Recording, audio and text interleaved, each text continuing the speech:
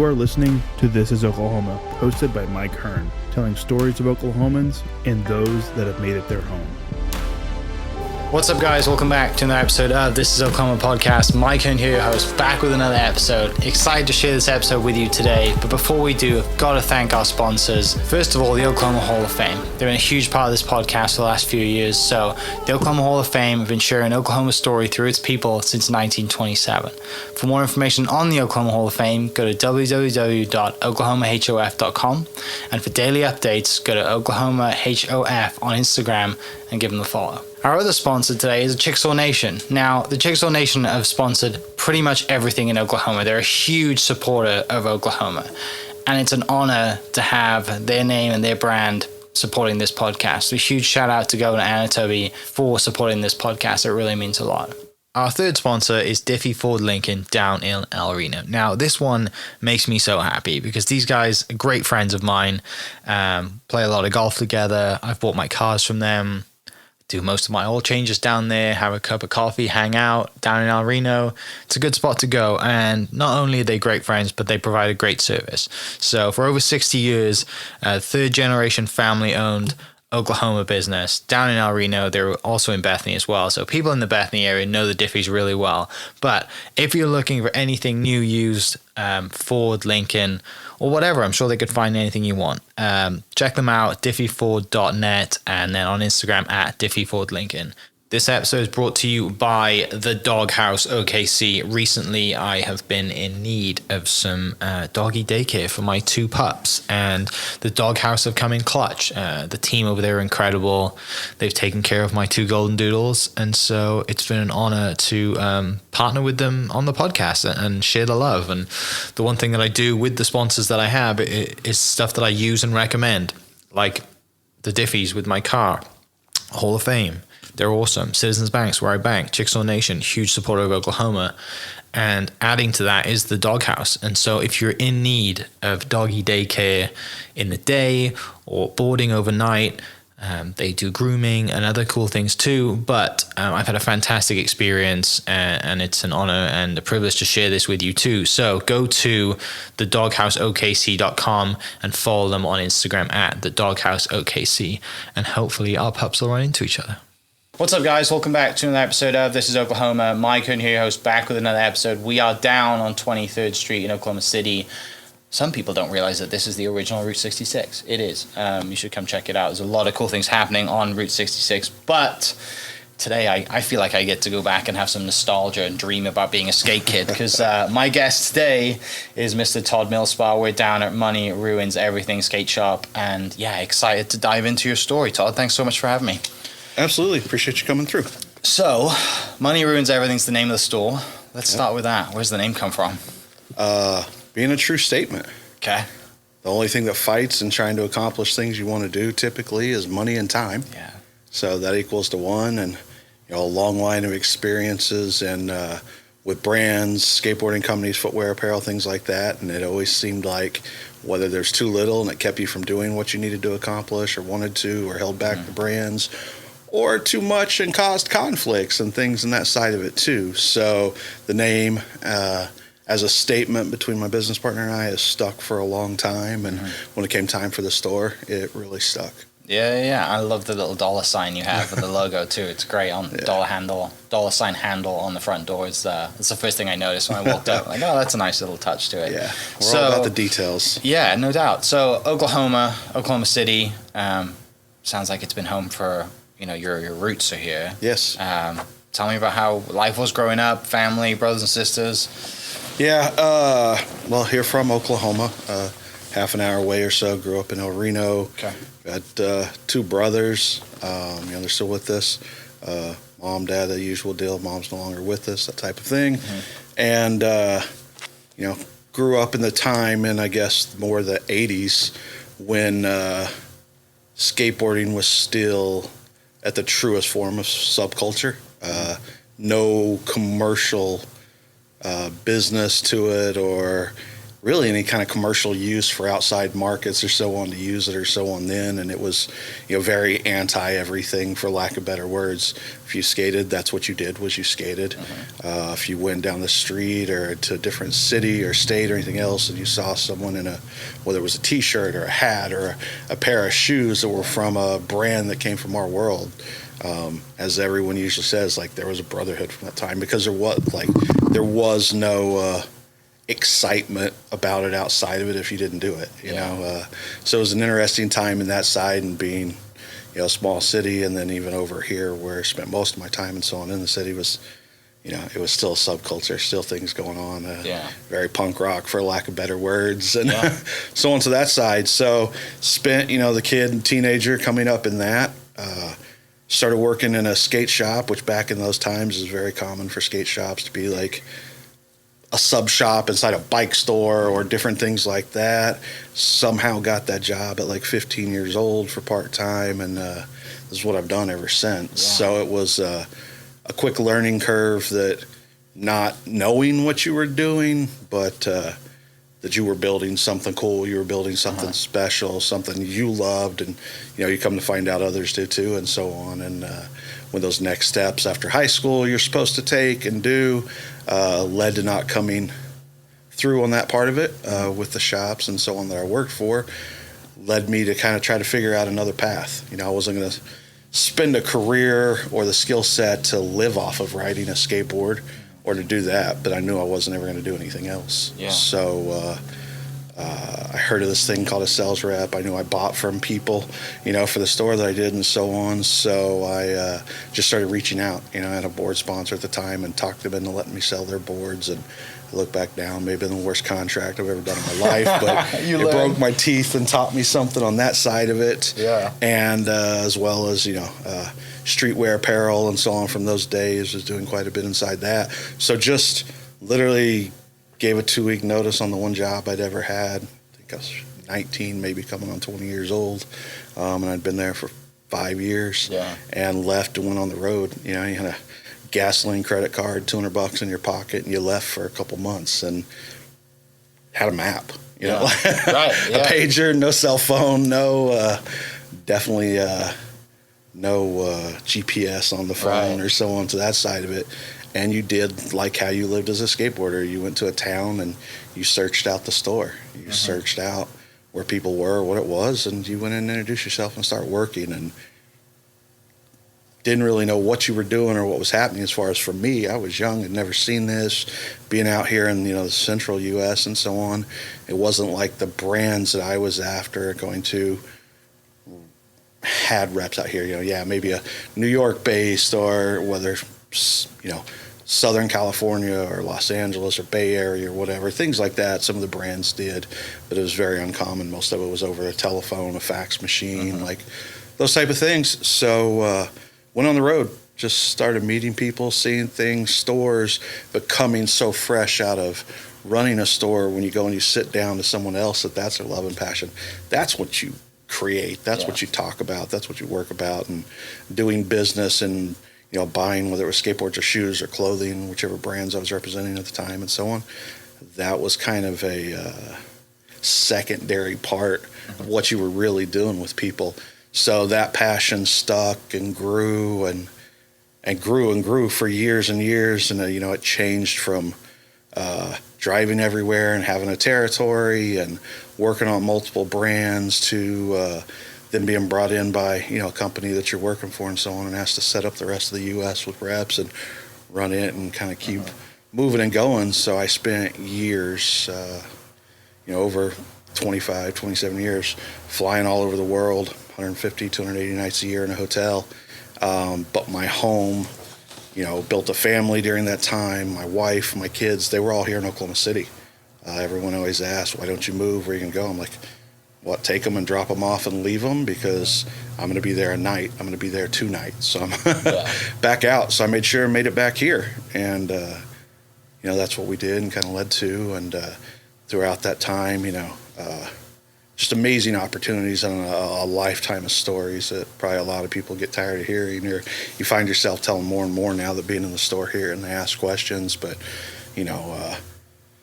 working inside the skate footwear industry and helping either run or launch or merchandise, sell, marketing, all aspects, kind of work between different brands from Duff shoes in the very early 90s to DC shoes, launching Fallen with Jamie, still today working with S Footwear and so on that side, and handling their U.S. sales, and then working on grassroots kind of marketing and merchandising and stuff there. I mean, it's been an entire life, so that's been pretty cool and exciting. Yeah. I can't imagine El Reno has a pretty vibrant skate scene when you were growing up.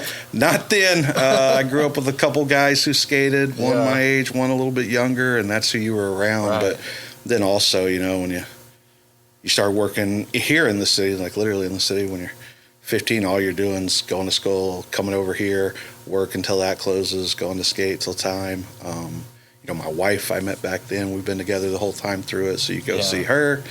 Go back basically and take a shower and go back to school and come back and do it again. So wasn't super vibrant, no, but somehow I was addicted. Yeah.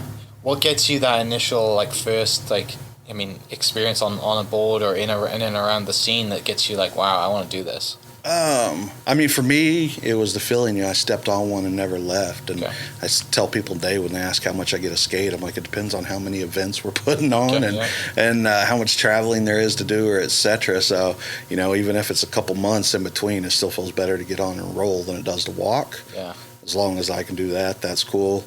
I think for a lot of people, it's that first experience, whether that experience is attending at some kind of event and seeing it happen. I think that's massive because there's an emotion that gets kicked you in the gut, and if you get that, you're hooked. Our story and our point of it here to provide the shop for the community and so on, that point is how it goes down the first time you walk in the store. A lot of people are intimidated to do that. As much as I hate to say it, some shops, globally, can be intimidating anywhere where they are.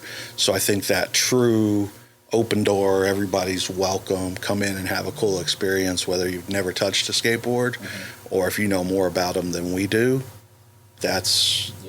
everybody should be able to leave it that same way.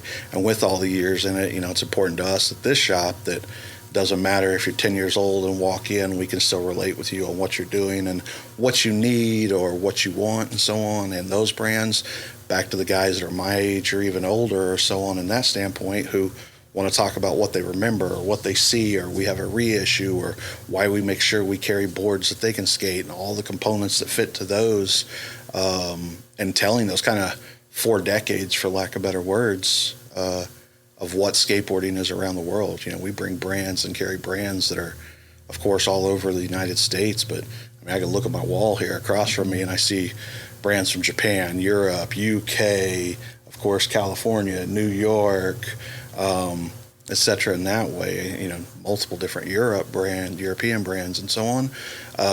That's for a purpose, let people see there are other cool things coming in. There's definitely different taste and styles and artwork and so on in that way.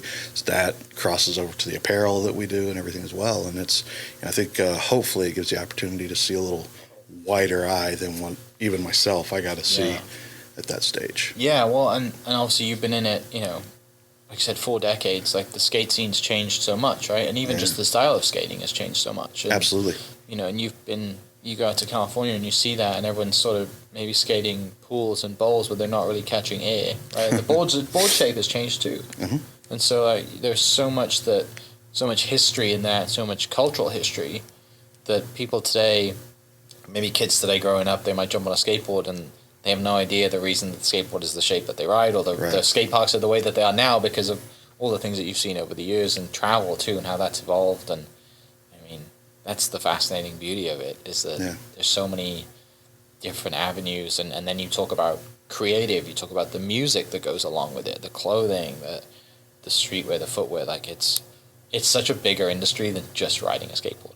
Absolutely. It's either every part of your life or it just doesn't stick. Yeah. That's kind of the coolest thing about it. Right. So at 19, you get given a gas card, you hit the road. What are you driving? Are you in a van? Are you in a car? Like, tell me about the car. I had a 4Runner that I lived out of, literally in a lot of cases. Indestructible 4Runner. Yeah. If anybody, Toyota wants to sponsor us, we're down here, right? Yeah. Probably don't do that. Went on the road.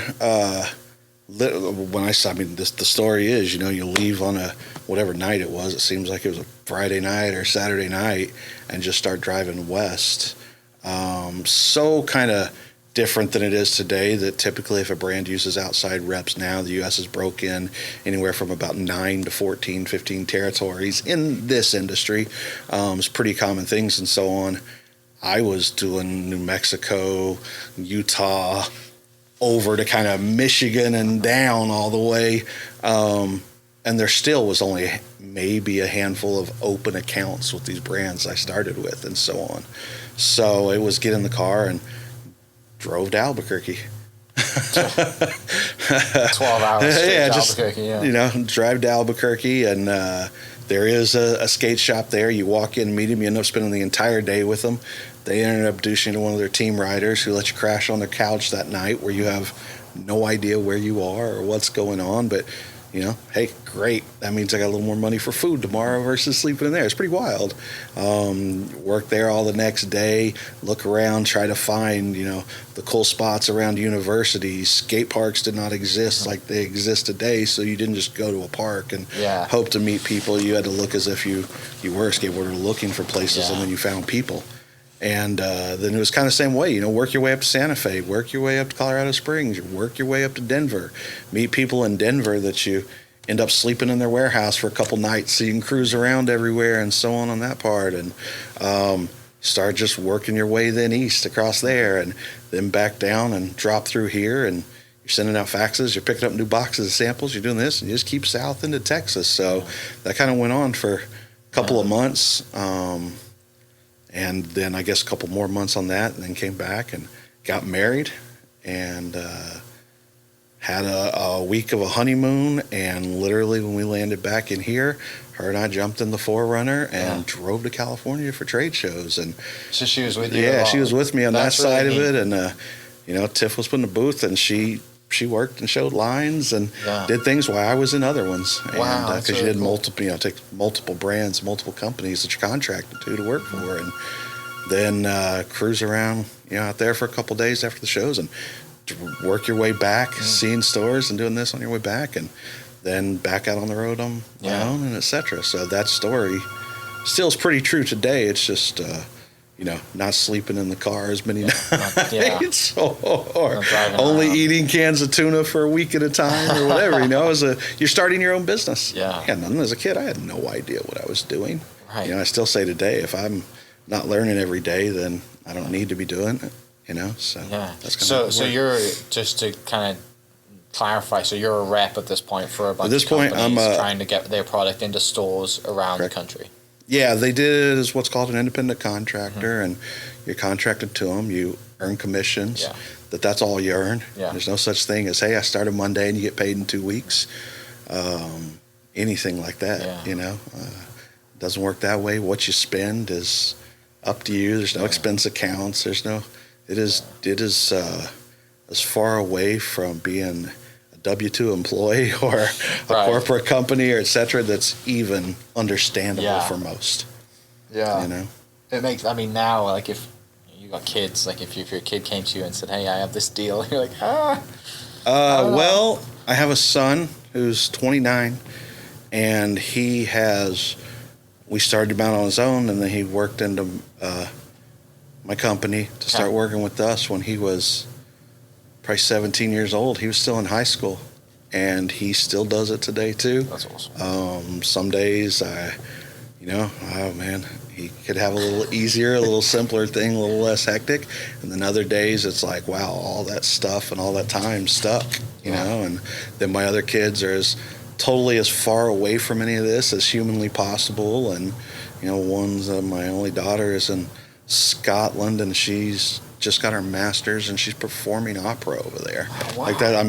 So far the away from opera's so far removed from it, but she found the skate parks over there and sent Yeah. pictures to me, and the shops and so on and that. And then, my youngest son played college football, and he's just finishing school. And Nice. my middle son's graduated from college and about to start his master's in physical therapy. So it's everybody's different, Yeah. but everybody gets it. But I do believe, back to their comment, that when you find something that sticks that much, like, stuff. Dive into it. Yeah, I don't know how to do anything else. Yeah.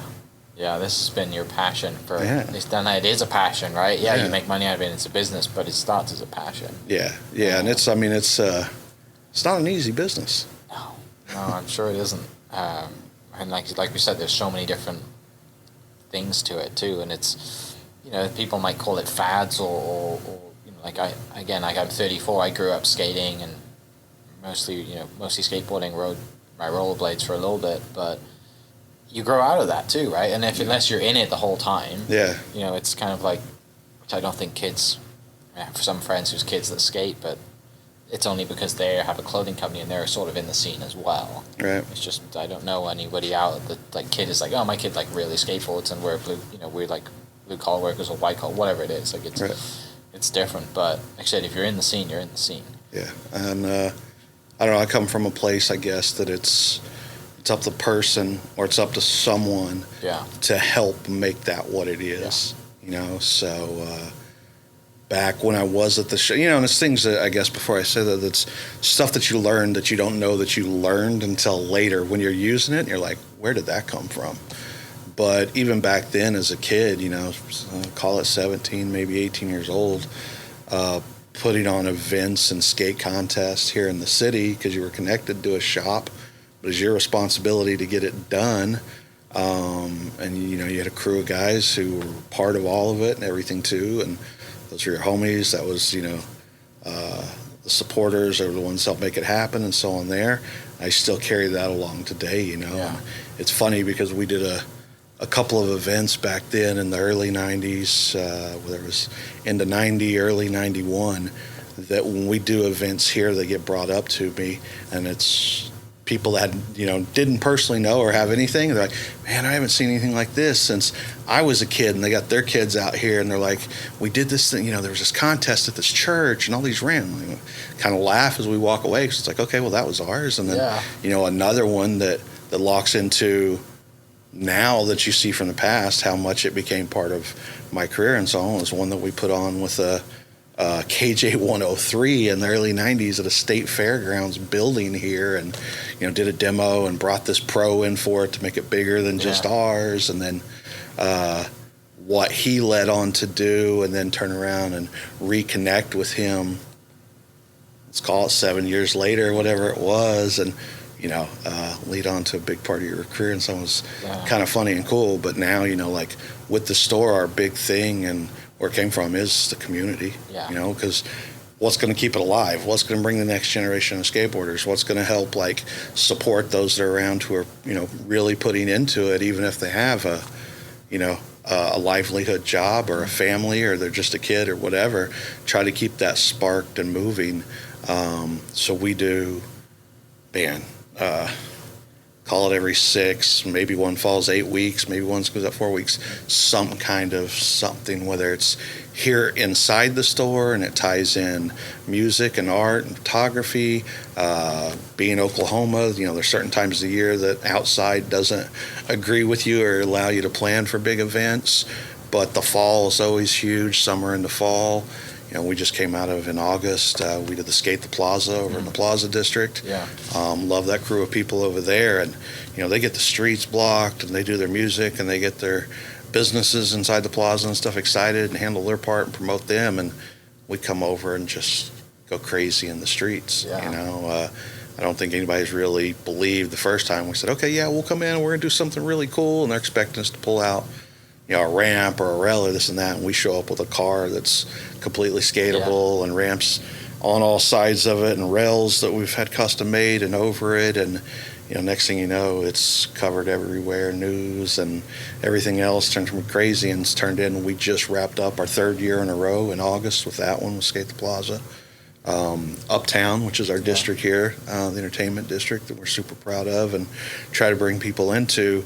They brought up doing right at just over 3 years ago. So we just finished our third one as well with them last weekend. And it was pretty insane. But, they blocked off the streets, and with Tower right here, they're able to build a stage and bring in bands and make a block party an entire Saturday afternoon and do. And, as long as they can get the streets blocked for us legally, then we got to shut down 23rd. And as you pointed out earlier, it's Route 66. It's known worldwide, and it's crazy the amount of people around the world who know what that is when you say it. Right there inside of it, and the old Ford car right in front, ramps, rails everywhere, a new box we built, and everything else. We had a local artist, Cage, a musician. He performed on top of the truck that was being skated while it was being skated, and went through half a dozen of his songs or so on, just to bring the music and art and culture back into it. And as long as you can kind of blow people's mind, maybe it creates that emotion that sticks, and that's what we hope for. So we try to give back in that way, I guess, and entertain in that way also, and do things that are different. Yes, we put on contests inside the skate parks that the cities have provided. We take and build our own obstacles and put them in places so on where we can do contests. But I think when you can do something that's someone gets to do it and they don't feel like they'll ever have an opportunity again, even if they've ridden a skateboard for years and years and years, then you've created a really cool stage for somebody to perform on. Yeah. So all of these events then that you do now, all of these events that you've seen around the world and been a part of, the beauty of it is, Oklahoma's home to you, right? And you said community earlier, which is super valuable in every aspect of business, regardless if it's skate, if it's art, if it's music, if it's, whatever it is, like golf. The community keeps everything going, especially in retail too. What are the, going back to your earlier days on the road, you live in California for a time, right? No, my home was always here. Always here, but you traveled back and forth. I traveled back. So when you're on the road with your wife, then like what is that time transition? Well, that would take me from then when you're like, hey, I'm only on the road. That's how I met my wife, and that was a brief time.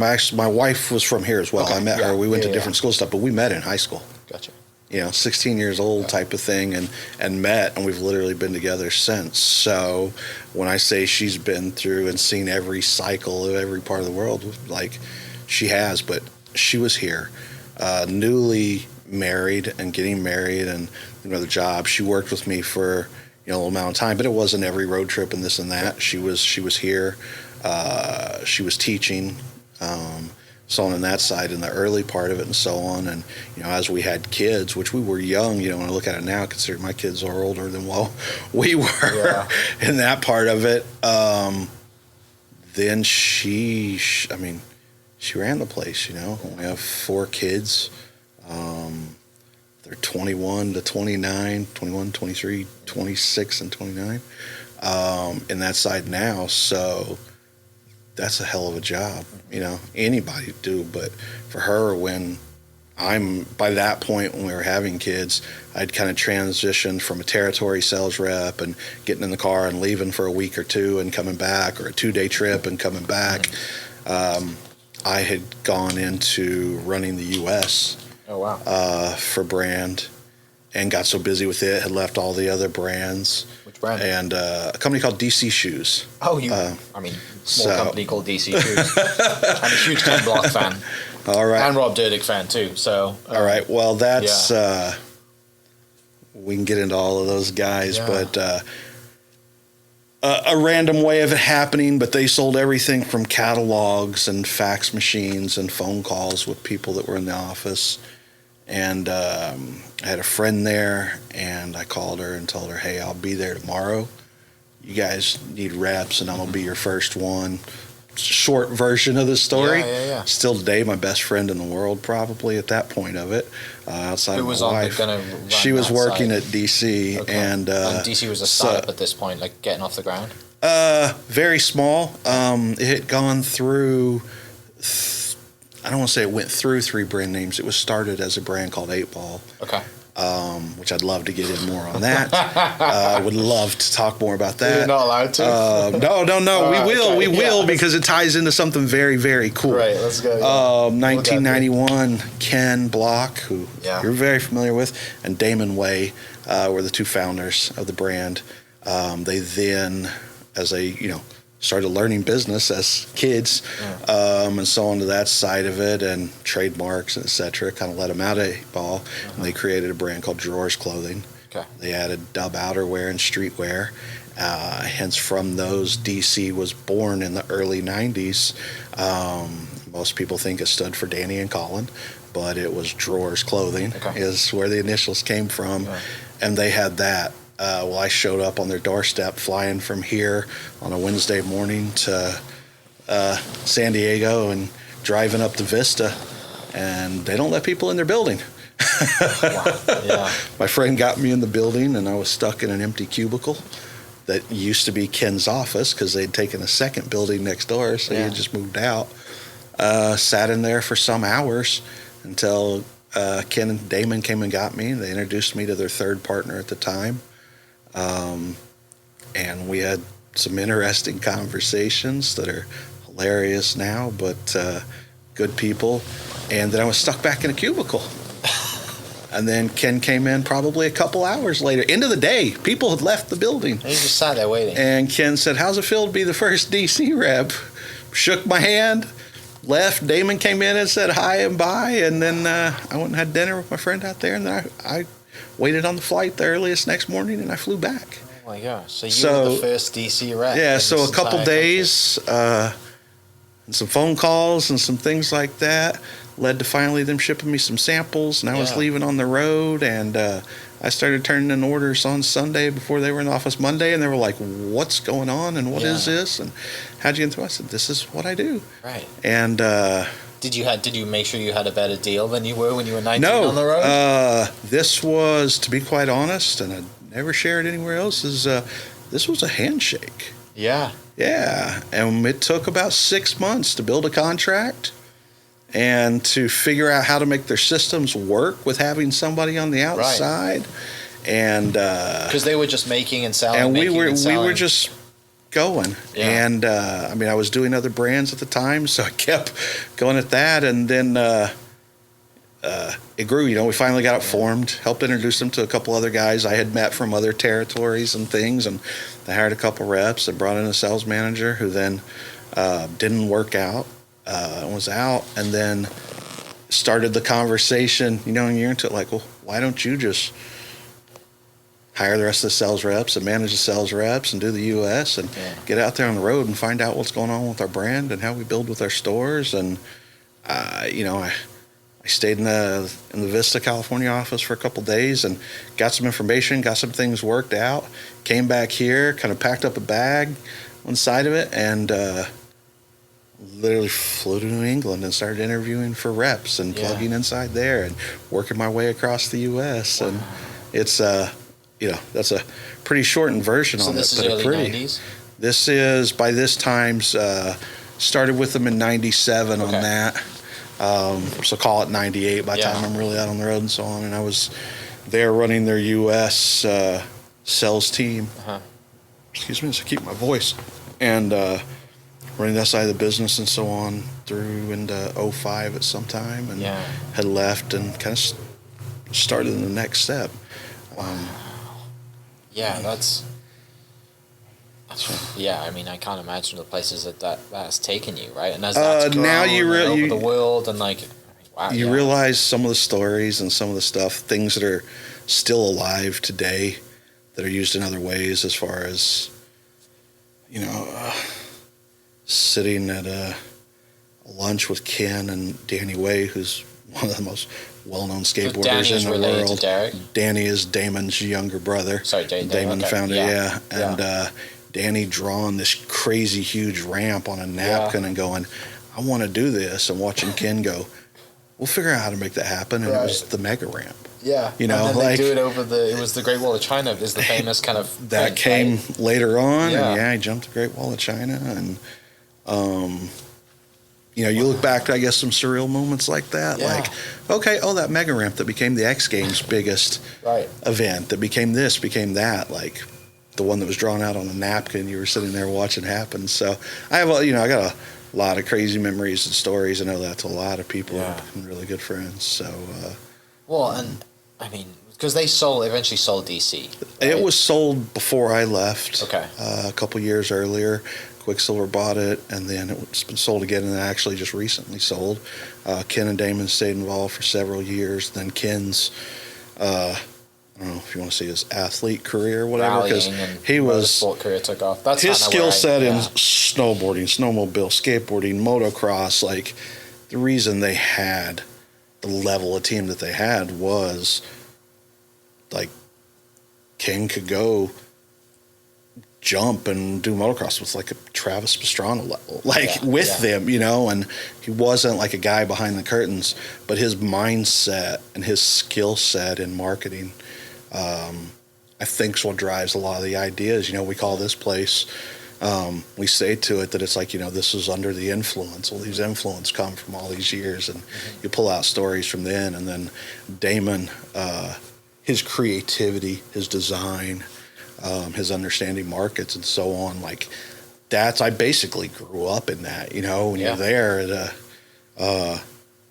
in your teens, and you're like, I don't even know if I was 30 years old when I left there, like that type of thing. Like you realize later how much it was, but there's a lot of amazing things and amazing people and designers that work there and team writers that work there and relationships that were built by, doing tours with them and video premieres with them and, events and things like that just circle back to some cool stuff. But, now X years later in that side of it, you can kind of go through and it keeps going. Like it's never stopped, you go from there to, I left to go to help work on marketing and sales for a company called Blitz Distribution. Okay. Blitz Distribution was owned by Tony Hawk and Per Wellender, both old Bones Brigade members, and obviously Tony's level of skateboarding and what he's given to it and so on is pretty unreal. But as a skateboard distribution company, they own brands that are underneath the roof, and then they also have partnerships with brands that have either partners or ownership outside of it and so on. And at this time, this is 2005, Birdhouse was massive, and that was Tony and Per's brand. They had Flip Skateboards under it, which at that time was probably the largest or one of the largest and craziest brands there was, all international riders, and so on that side, and just the skill level and what they demanded to be on that team, the product level and what it demanded was unreal. But who I worked with on it was one of their biggest pros and one of the partners in it, Jeff Rowley, and getting to work with him on his understanding of marketing and professional career and as a skateboarder, and design and cycles, like you take all that in and you soak it up and you move with it. We put on the biggest probably marketing push that we did with inside that was here. They were 10, 12 years old and never done a U.S. tour. And they were the size that they were and demanded the way that they were. And the team was just, all you can say is phenomenal. Like we can start going through names and anybody that's into skateboarding and be like, oh, all of that was in one place, or I remember that. We were working on the second Flip video, the Sorry series of videos that was being filmed and done. We did this first U.S. tour, and so we're bringing people in from around the world. It's the first time Tom Penny had been in the U.S. and I don't even remember how many years when we did it. And Roon and Ardo and Jeff and Appleyard, and there's a skateboarder, David Gonzalez now, he has to be one of the most gnarliest, insane guys I've ever met. But he's 15 years old, but size look like he's 12 years old, doesn't even speak a word of English. And this is his AM trial, getting stuck in this tour bus and van with all those guys. And, he still puts it down today, and that was 2005. Yeah. It's pretty insane to watch those. And, people that you have relationships, people with that you met once and may not ever see again. But I got the memory to share, and pass along this crazy things. So we did those, and Baker was in the house at that time, Lance Mountain's brand, The Firm, Jeremy Klein's Hookups, and Fury Trucks. So it was working with all those brands individually on what we were doing with marketing and what was going, and then building an outside sales force, because most skateboards were sold via telephones and inside customer service sales reps. So building that out, but a key component of it was, we started building an apparel brand under the Flip label as with Flip, and worked on every bit of the merchandising and design cycle of it. So it was just, it was the next step. It was next things evolved, things and going, and that led then into multiple projects again with friends from earlier days in the clothing and skateboard world, and those, and just kind of keeps going. Like the story just evolving and evolving. You're immersed in this entire culture, like from the get-go, and because you're at it from such a young age, it's life to you. Right? I don't know anything different. There's nothing different. There's no like, oh, I do this, but I have a life. No, it's the same thing. And you've traveled, and with the marketing edge, and like we talked about, you adding the art, the photography, the music, like it just kind of is this whole world that you've immersed yourself in. And fortunate for you, your wife loves it too, and understands it as well, or did love it. Maybe that's a little different now, but when you grow up. But have those memories, to be around all those people, from the get go, right? Like that's such a fortunate position to be in, and you have those great memories, and you remember those stories, because everyone wants to, think of like, I don't know, Tony when he's skating for the first time, right? Or Michael Jordan when he's in college. Like everyone wants to experience that, or have a documentary idea of it, and you're like, well, I actually lived it. Like I remember those moments, and I'm sure, like we could sit here for days and riff on stories and talk about people, and concert tours to skateboard contest tours to product showings and development, and you name it. Like that's just been every aspect of it. And it's not a case where it's like, oh, somebody likes to sit around and talk about themselves. That someone's sitting down and sharing the love for something that took a long time to realize this wasn't normal. This is what we do. Because at the time, now it's people starting companies. You don't look back. Now you look back in 30 years and 40 years, and you're just like, oh, I'm sat with Ken Block and Danny Way. And now we have a ramp and and Ken Block goes on to do Jim Connor and tragically passes, which was sad. So sad. But I follow his daughter, who's a F1 racing driver now. Yeah. Like that's clearly rubbed off, and it's what I love about the podcast about Oklahoma is that like, it's such a melting pot of people, but back to what you said, this has always been home. Yeah, that's one common theme with everybody I have on the podcast, is that this was always been home. No matter where they've been around the world, the experiences, because you could have easily be living in California, you could be living in New York, or around the world, you could be in Japan, all these places you've been to, but you've had that part of you that's like, no, home is here. I'm always going home. And like community, I keep coming back to it. That's the center of everything. Yeah, it's our sticking point to what and who, and it's funny because I've always held most of these things and not shared or told, and even there's international magazine interviews that have done over the years, stuff that you don't really get into that, but now it's more of like, hey, community, understand there's a lot more out there, and we want to do some things at levels that we're accustomed to, because when you're used to working with a brand, an existing brand with existing budgets and sales, you get to be a little like, I don't know if crazier is the right word, but you get to do more. You got more freedom.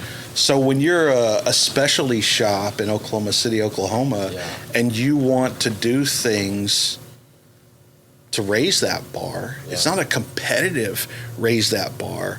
It's a share those influences, show those stories, and not in a way even like this is odd to sit down and share the stories, but to show them, tell them. We do products inside our own brand under the Money Ruins Everything label, where a whole series, it was called Under the Influence, and walks through the 70s punk rock era and how that influenced graphics and art and colors and patterns and music and photography and skateboarding. What was it at that time? And then your craziest, most next standout time in the early 90s, when skateboarding became brands that were owned by skateboarders. And literal teenagers or early 20s were starting these companies. So it was the biggest, we're going to do everything that we're not supposed to do. And there were already skateboarders, so that's there anyway. Time. Well, that's whatever, whether I jumped in, stepped in, I feel like a cannonball in and so on there. Like, that was the attitude, right? And that era and time introduced an amazingly different side of hip-hop music. It brought real graffiti into the art and the light where you could see it, and I always say taste it and smell it, you know?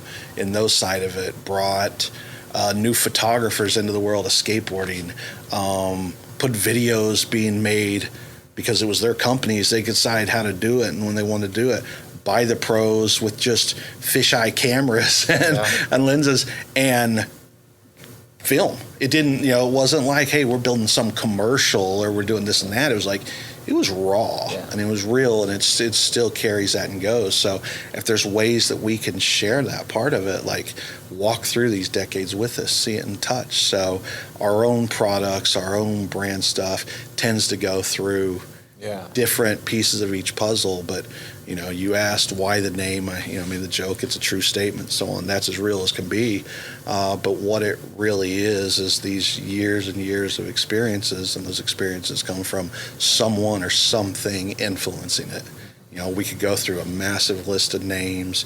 We could go through a massive list of bands. We could go through cities, countries, things like that. But that's what Money Ruins Everything is. Because it takes out, like I said, that raw and that real and that love of it. You're now doing it for money. You're not doing it for the passion of what you're making different decisions. Or you've got a corporate backer that's like, no, you need to sell this. Yeah. Right? And then the product gets washed out, or it's not, You just now that when you start doing what people want instead of who you are, it changes things. And, hey, don't get me wrong. Like, I'm not going to claim that we're not a business. We are a business. We have to sell things to pay the guys their paychecks, to pay the landlord the rent. Guess what? Every board that comes in here has to be paid for. But it is not a business of high margin goods and being in a city of our size, even of high volume sales and so on.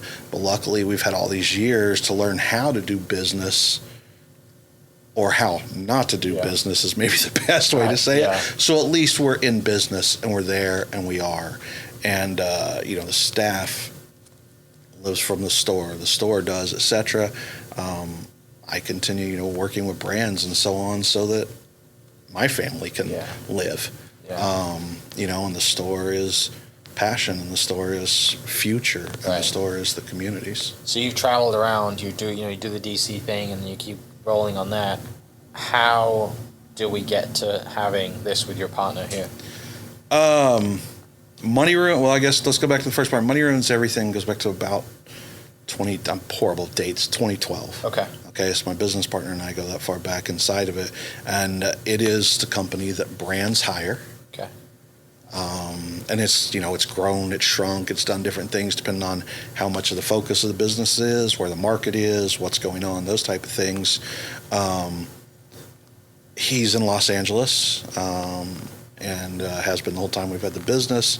I used to spend majority of my time out that way, even though I'd come home and be here, but I would go there and then I'd leave to go on the road someplace, Here I'd either go east and spend my time east and then come back here, or I'd go west and I'd touch base there and spend west and then come back here. Are still intact. We have an office in LA for that side of it that he's based out of, and done up to, I guess, probably like 16 brands at one time with staff and independent contractors and everything else. Because that was the machine in the world. That's what we were doing, and that's what we did every single day. Sells and develops the whole machine for brands. And brands would come to us to, hey, we just need a sales rep. We just want to give you your sales tool. You get us the business, and we'll pay you your commission. I call that a transactional relationship, but we have that. We have other brands who came in and they had designers, they had those things, but they didn't know how to put it. I shouldn't say they didn't know how. They weren't putting it together in a formula to maximize the sales from it. And when you love product and you've worked with all these people in designing product, that becomes second nature to you, or even first, because putting that product out into the market is what even actually makes me be able to sell it to someone, but then it's up to the marketing to drive the demand for it to have this sell through. So we have companies that literally have taken go into meetings, sit with them from a concept of a season, because I live in a 3-year cycle at all times. Okay. Like I'm working on product out through 2026 right now. Selling products for 2025, delivering products for 2024. All that's outside the shop, plus the store. So when you live in that vein, you're looking what's coming, what's going, what has to happen. And the biggest questions everyone's always like, how do you know what color? How do this? There's things that dictate and trends. There's stuff that definitely goes in cycles. So you just either have had to live through some of them, which is getting true now, or just watch back to what was and so on and extend upon it. But they bring it just to merchandise. You start from a concept, they go and work on it, they bring it in, and you show the hits and misses and what's done and how to put it together and merchandise it. Others that it's, events and marketing and sales. So everything's been different because we haven't been a typical sales rep that you hire, and this is your 12 stores you deal with, or your 10 states, or whatever it is, and go. So it's this has just happened over time. So in that, so the time in between, from 05 and leaving DC to Blitz to getting more into the music and culture side of it, and so on to that part, but still having skateboarding and multiple brands. Ran a brand. That's funny. He brought up Deerdick earlier. He was partners in a brand called Rogue Status and DTA, and ran that for 3 or 4 years for those guys when we were doing it, and had a lot of really cool, times and memories and adventures and so on from that while he was doing all of his MTV stuff and everything else. So got to live through that piece of it. On kind of a different side, but coming more from the streetwear side of things. There's a brand called Famous Stars and Straps. It was owned by the drummer Travis Barker, Blink-182. Ran Famous for Travis for 7 or 8 years. Toured with him, spent the times in that cycle of it, and then when leaving there, that? On tour with Blink-182 at their heyday. There's some interesting times. Probably some stories we can't tell, but I'm sure that was crazy. The biggest thing for me and him, it was business. Yeah. Because it was, hey, you got to be on tour for 6 months. Where, what do you got to get done? Well, hey, I've got to go over these 2 different seasons of apparel with them because Trav had to approve every single item, and so it was so real to him. You had the tour book, and it's like, I need 4 days with you because I know you're only available 2, 3, 4 hours each day. Okay, well, the book. If you're coming Tuesday, land in that city, jump in the bus, and we're done. Exit out of the other city. So we've lived that side of it, and had a lot of fun times, and could tell you some just weird stories, not crazy, the stuff weird conversations and weird breakfast with artists and musicians, and they're now playing again. They're all back this, they're back and doing their thing again. And that side of it, so that led a whole add-on life outside of all the skate with music. But again, art, music, and skateboarding, that's Money Ruins Everything, and you kind of hear and see why and how shapes it, and through those times. And then as we formed Money Ruins Everything, the purpose was to be able to service and maintain multiple brands, because all my career would get so busy with one brand project I was working on, all the others would just kind of have to get wrapped up and move along. So we started like, okay, hey, if we're that busy and things are cool like inside of it, we should be a company that can expand and handle. We did through there, and we found goods and bads we liked about that, and again, worked through a lot of things on that side, a lot of footwear, a lot of streetwear, even led to some workwear and different things on that side. And then, the world changed in 2020. So first time since I was, let's call it 20 years old, that I didn't own 8 plane tickets at a time. The only time in 15 years that I'd been any place longer than 3 weeks. And I'd only been 3 weeks straight here in Oklahoma 4 times over the whole time. And that was 4 times I had kids. Otherwise it was, a week was a long time back here. So that just stopped, but still had to keep working and going and figuring out what to do. So you recreated how to do the wholesale side of the business, the representing, the marketing, and so on there. And that's just kind of morphed and changed over the last few years and then things. But we really narrowed that part of our business just for what Rob, my partner, is focusing on, and what myself and Josh, my son, and another guy we're working on with inside of brands, And as I mentioned earlier, S Footwear, if you're a shop in the United States and carry it, like, it's me and them, that's how we're handling it and doing it. And that's an amazing company, amazing brand, a brand that's lived and turns 30 years old next year within this industry. And the opportunity to work with some of that crew and team and amazing brand and products, like, is still as exciting as it was to walk in and be the first DC rep, So that's cool. A lot of passion and so on there. And spend the days and nights doing that, and here as well. So there's that side that it's carried on to.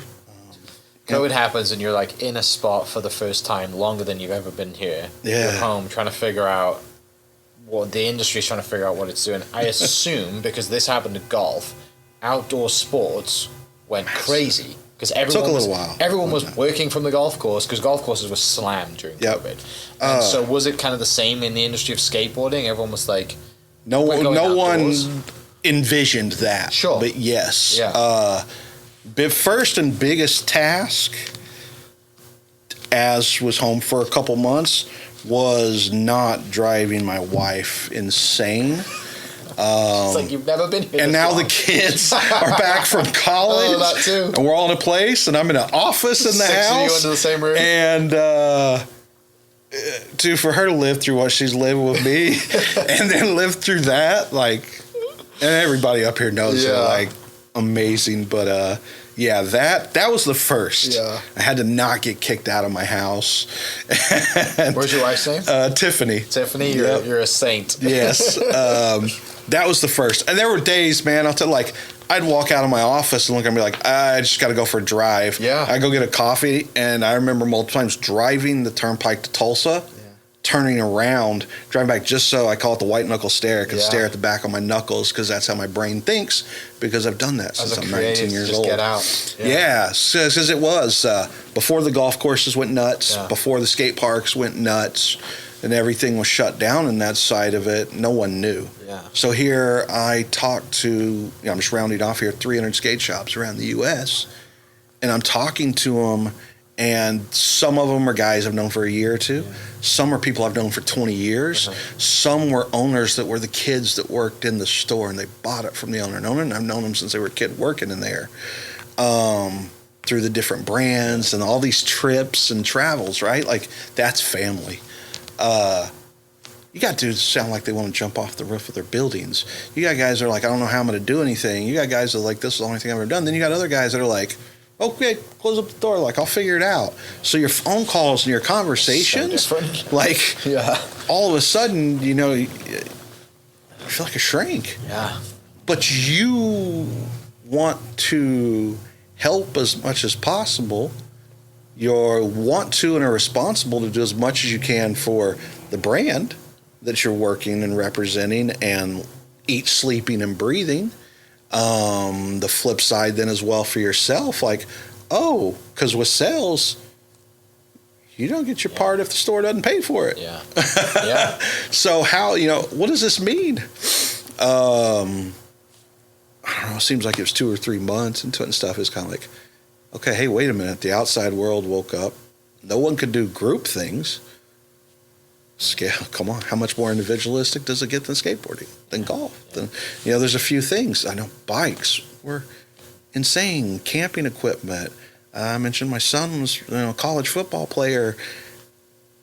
He's stuck back in the house and the things waiting and trying to build out a gym so that he can keep training and working. 2 of them. Like, just, the other, my daughter's a musician and a performer, and she's in a room with a keyboard and trying to keep things up and going. So it's a pretty wild scene around my place. But as it started moving and going, the next thing you know, it's just like busy stores, but you're still, that's sales. That's still the relationships. It's still the fun. It's still this and that. You're not out in it. Right. Yeah, and you're not when, I shaking mean, hands, you're it not wasn't meeting people uncommon for me face-to-face. to get on a plane and fly to Tokyo Yeah. and be there for 8 hours, a meeting, a 2-hour train ride, a dinner, Yeah. 2-hour train ride back, and fly back.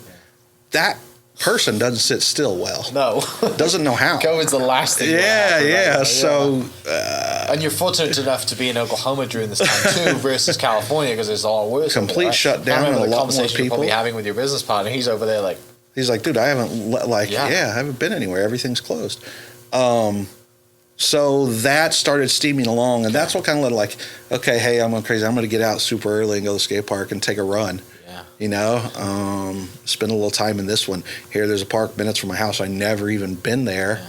because I came back here as family and weekends, and maybe I was in the park and someplace else in the world. right. You're being a dad. You're catching up on this thing. So that led to meeting people. That led to putting on a couple contests with some other people Okay. here, saying, "Hey, let's do some bigger things." And next thing you know, it's like, okay, putting on contests down at Hoffman's Park downtown, Yeah. and 150 people are there inside, and it's like, well, we need a home to build around all of this, and it was a wild time. You mentioned like everybody getting into golf. You mentioned everyone getting into skateboarding. There wasn't enough product Right. in the world. 'Cause You they're not couldn't making you couldn't any. get things. And you're making stuff so far in advance. Nobody, when they were producing stuff in 2019, projected, nor did they have the pre-sale orders or any of those kind of things Yeah. to project what was going to happen in 2020. Then there was a catch-up time. Then there was a problem. You couldn't get containers to get stuff into the country.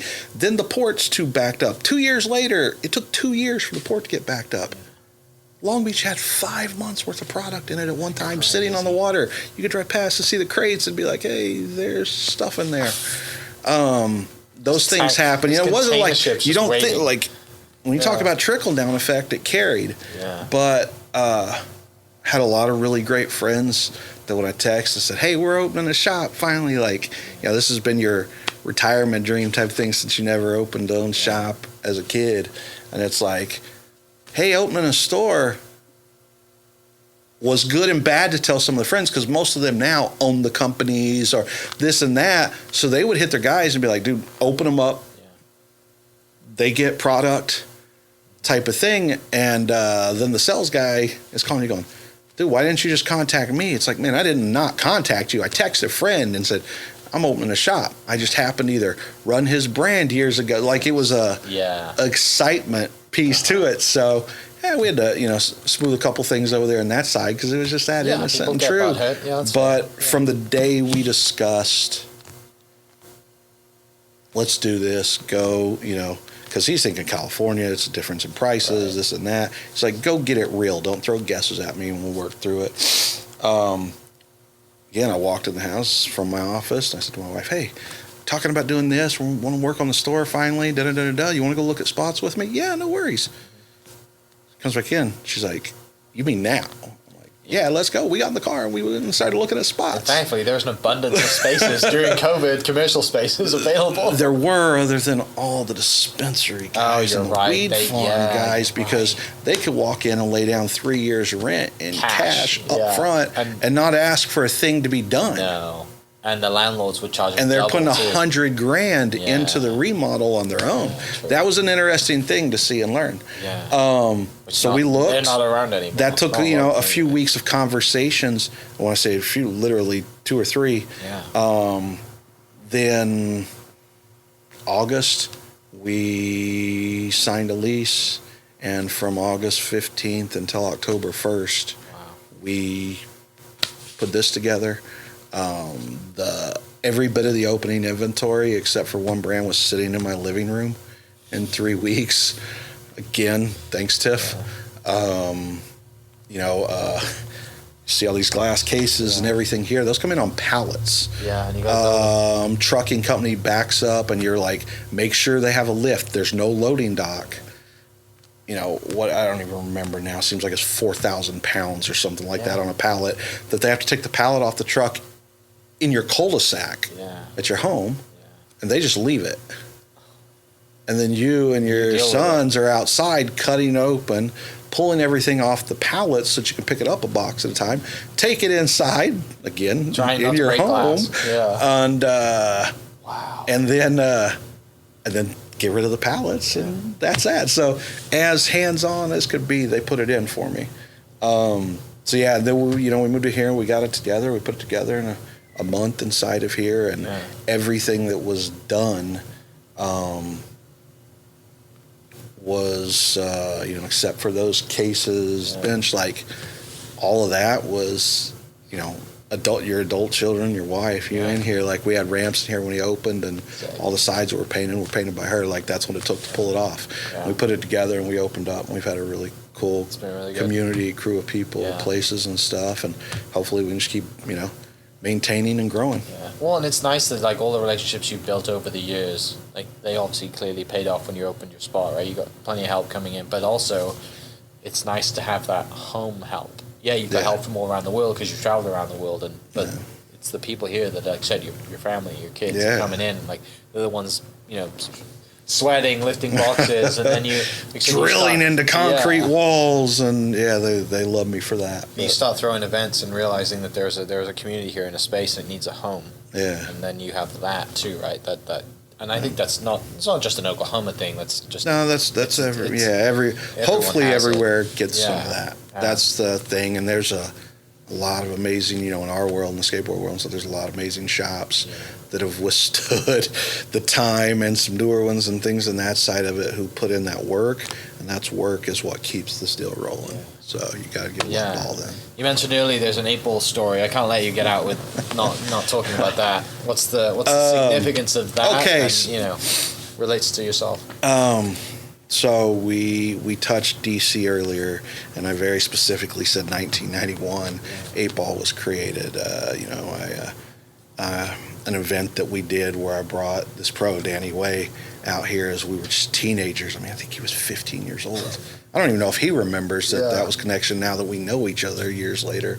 Had him out here for an event, spent the weekend with us. We did this whole demo, all this kind of stuff, and it's like, cool.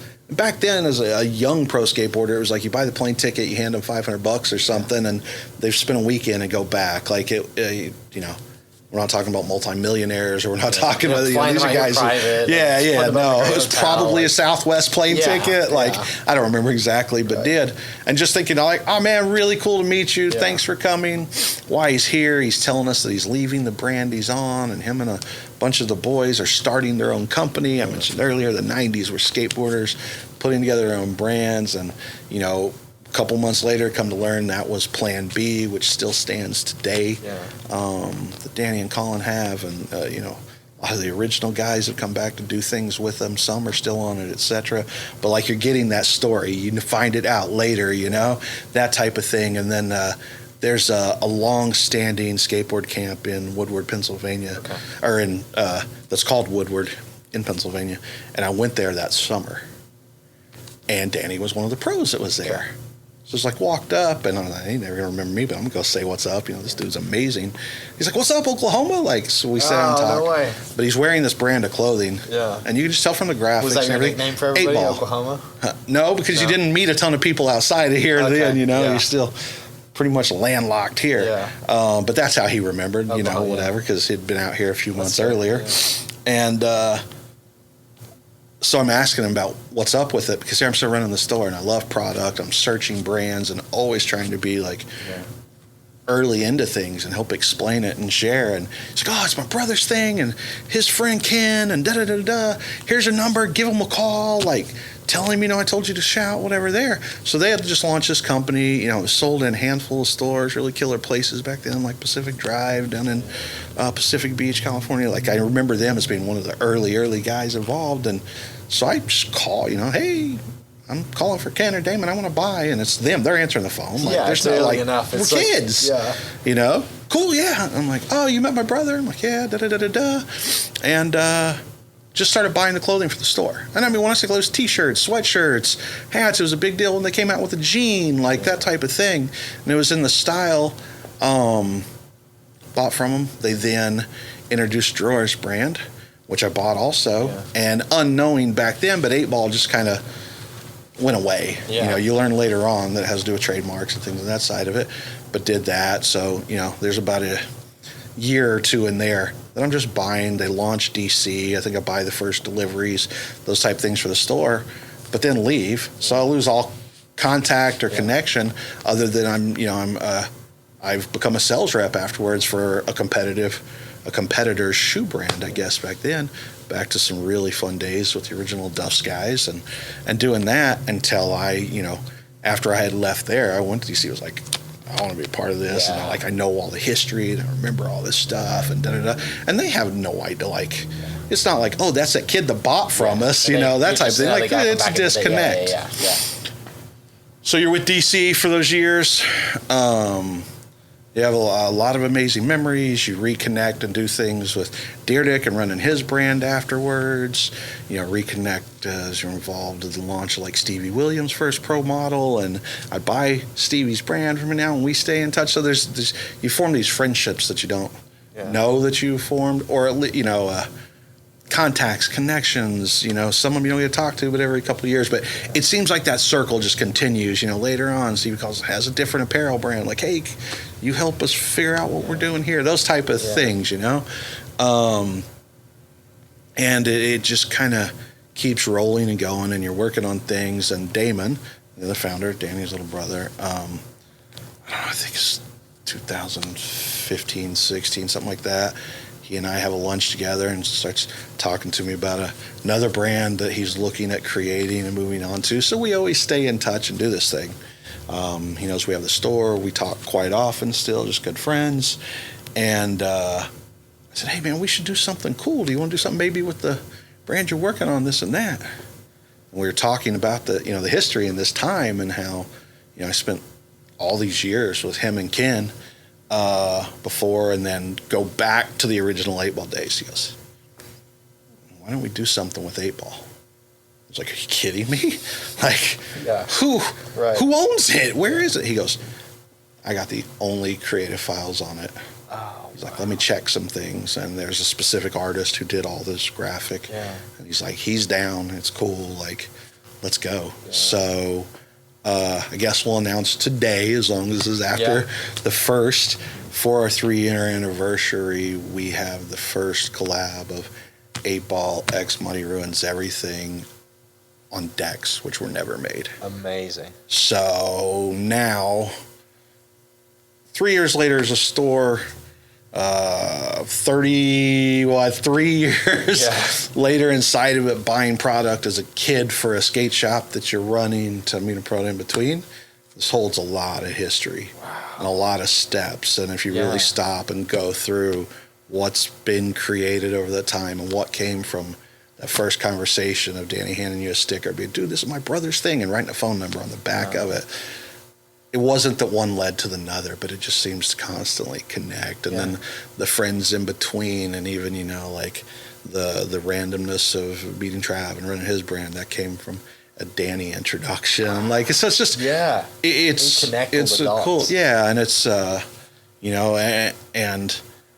years later to probably one of the most kind of competitive brands to DC back in those days was S Footwear that started, because they were always way more stylish and fashionable and not sport as in being running or so on there, but had more of an athletic feel than did. And so on that, and DC had a lot of those ingredients to be there, and work with Don, who, it's his baby. It was owned by Pierre and so on, but the passion and love that he still shares and goes when you're texting at midnight about, do you see this shop's going on? Or him, who was a professional skateboarder to run these brand for 30 years to do it, text go, hey man, did you know it's so-and-so's birthday that owns X shop? I'm like, yeah, I talked to him today. Those things are cool still, and those kind of keep a lot of that flame and things going. Well, and keep it alive too, and bring those memories and the history, because it's so important to not just skating. Yeah. It's so important. Like what we were just talking about, you don't realize the impact that it's going to have around the world outside of skating. Yeah. And it has the ripple effect is incredible. And even you just think about streetwear, the ripple effect in streetwear, just off shoes, and it's music, artists, photography, it's amazing. if you get to experience one of our events, whether it's a product launch inside here and something we do in the store, we do it in the streets, we do it at a skate park, or it's the once a year that we get to do uptown outside in front of the store, or skate the plaza and so on, those elements are always touched. Yeah. So it's always skateboarding. Yeah. Like, that's life to us. That's the air, right? But it has so many influences and cultures behind it. We'll do art shows in here with local artists.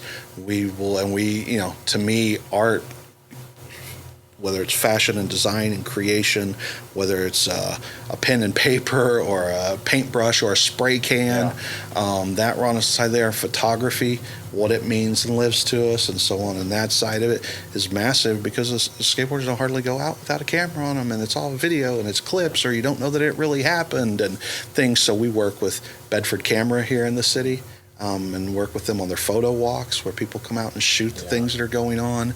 On Halloween, we're one of their, I guess, I would call it obstacle, but we're people inside of it. The photographers that are doing that week-long experience and education and classes, they have one night where we're set up in a private parking lot and everything for them to learn how to shoot, focus, and know and move and shoot skateboarders. Yeah, because it's such a different form of and they can photography. take that same thing to anything, I guess, that's moving in action. Yeah. But again, it gives a different one. So if we can provide that back to them and they help us with things and introduce photographers here, that's a really, a really that's cool how we got thing. connected. Eric, yeah, that's connected right. us. Yeah. PhotoCon's coming up for people listening and watching. PhotoCon OKC, the big photo conference that Bedford has. Bedford's have been a kind of collaborator and sponsor of mine since for 4 years now. So 4 out of the 6. Eric's an amazing awesome. guy, and they've got a great store. And my wife's a photographer, so that's what Tiffany does. So there's a connection on that side that makes it important to us. But that's where all those things come from. That's amazing. So that's launching October 1st as the anniversary of obviously the store. And what are you doing anything specific to launch it? And it's decks, right? It's not just decks. Time will dictate how much extra, but decks are in motion and so on there. And there will be a little bit of a rollout to actually say available. We'll start speaking to it so someone sees and hears this. Cool. They're getting a little more of the story with it and the part on that side. The first is our 3-year. On Saturday the 12th, we will have a contest and a jam that night down at Hoffman Skate Park downtown. Yeah. That is someplace where anyone can come compete. Anyone can just skate and have fun and jam inside of it. Families will be there, food, music, different things on that side. Red Bull's a big supporter of ours and so on. They'll be involved and down there, so plenty of drinks and stuff going to that side. But we will also have a competition going that is a moving competition at a very high level throughout the day that finishes at the park, as well as additional things inside of it. So we will be sharing that one piece at a time, starting this week. All we've done is told people that we have stuff. I'm sorry? The social media is where it's going to be posted? Social media. Instagram, obviously, is the biggest in the shot. Just Money Ruins Everything. And I'm sure it'll make it on all the others as well, but that seems to be the biggest following. And we will tell a story for the next 2 weeks on the competition, on the jam, on the events themselves, what's coming, what's going, what's rolling. Hopefully a lot of people from multiple states in and involved in it and so on there, as well as the special collaboration that I've kind of given the story to, but you got to see it and be a part of it. All right, well, let's finish with that. People listening or watching, link for the Instagram will be in the description, Money Ruins Everything, and then October 12th, mark that day in Hoffman Skate Park. Amazing. Appreciate you very much. Todd, thank you so much for an amazing story. I know, I'm sure there's so many more we could get to, and one day I'm sure we will, but I look forward to being, I'll try my best to be there on October 12th. That'd be great. So, love to have you. Yeah, for people listening, thanks so much. We'll catch you next episode. Cheers. Thanks. Hope you guys enjoyed that great episode. Thank you so much for listening. As always, huge shout out to our sponsors, the Oklahoma Hall of Fame, sharing Oklahoma story through its people since 1927. For more information on the Oklahoma Hall of Fame, go to www.oklahomahof.com and follow them on Instagram for daily updates at OklahomaHOF. Our other sponsor, the Chickasaw Nation, amazing sponsor. They do amazing things for the state, and they're always sponsoring something in Oklahoma. They're a huge supporter of Oklahoma, and without their support, we wouldn't be able to do what we do. And our third sponsor is Diffie Ford Lincoln down in El Reno. Now, this one makes me so happy because these guys are great friends of mine, play a lot of golf together. I've bought my cars from them, do most of my oil changes down there, have a cup of coffee, hang out down in El Reno. It's a good spot to go. And not only are they great friends, but they provide a great service. So for over 60 years, third generation family owned Oklahoma business down in El Reno. They're also in Bethany as well. So people in the Bethany area know the Diffies really well. But if you're looking for anything new, used, Ford, Lincoln, or whatever, I'm sure they could find anything you want. Check them out, diffieford.net, and then on Instagram at diffiefordlincoln. This episode is brought to you by the Doghouse OKC. Recently, I have been in need of some doggy daycare for my 2 pups, and the Doghouse have come in clutch. The team over there are incredible. They've taken care of my 2 golden doodles, and so it's been an honor to partner with them on the podcast and share the love. And the one thing that I do with the sponsors that I have is stuff that I use and recommend, like the Diffies with my car, Hall of Fame. They're awesome. Citizens Banks, where I bank. Chickasaw Nation, huge supporter of Oklahoma. And adding to that is the Doghouse. And so if you're in need of doggy daycare in the day or boarding overnight, they do grooming and other cool things too. But I've had a fantastic experience, and it's an honor and a privilege to share this with you too. So go to thedogHouseOKC.com and follow them on Instagram at thedogHouseOKC. And hopefully our pups will run into each other. Thank you for listening. We are inspired by those around us and hope that you are too. Make sure you subscribe to this podcast on your favorite podcast platform and leave us a review so we can keep telling your stories. For more great Oklahoma content, follow This Is Oklahoma on Facebook and Instagram.